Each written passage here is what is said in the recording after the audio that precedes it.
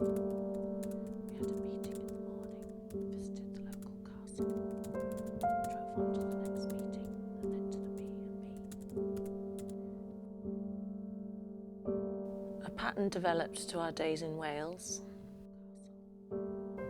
We had a meeting in the morning, visited the local castle, drove on to the next meeting, and then to the B&B. We shared the driving, and in the car we talked about work, my sister, his brother, his mum. We also talked a bit about Johnny and Katie, but never about us. Some distance from the nearest town. At first we thought we were the only ones there.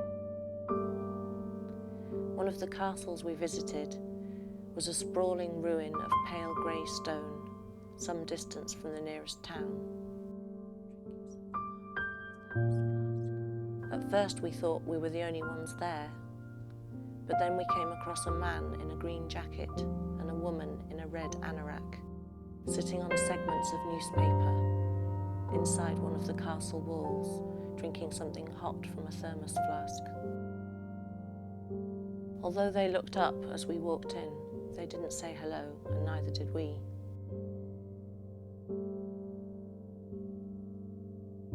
The other castles had entrance fees, gravel paths, roped-off areas and tea shops, but this one was raw.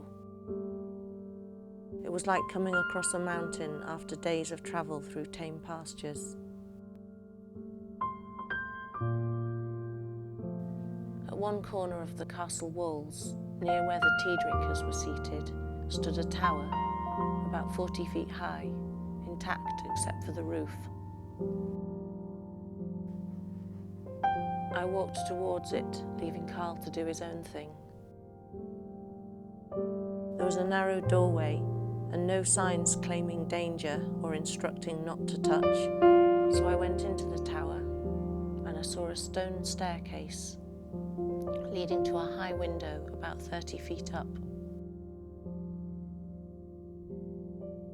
The staircase must have been built for tourists because it looked solid and new. And I could see a wooden platform below the window, purpose-made to admire the view. At the top I looked out.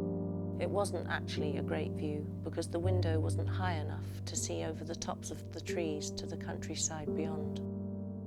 I heard scraping first, then hard breathing, and a few little grunts as if great effort was being made.